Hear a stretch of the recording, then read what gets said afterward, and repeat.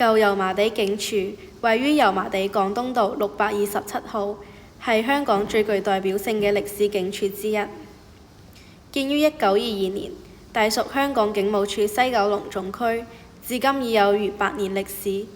曾經係九龍區重要嘅警政中心，處理過無數大案要案，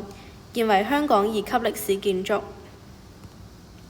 警署採用咗殖民地時期典型建築設計，灰藍色外牆配以白色裝飾線條，亦有特色嘅拱門廊柱，亦都保留咗舊式報案室、拘留室等設施。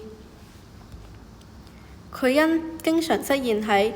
香港影視作品中而聞名，被稱為港產片御用警署，曾出現喺《無間道》、《古惑仔》等多部經典電影，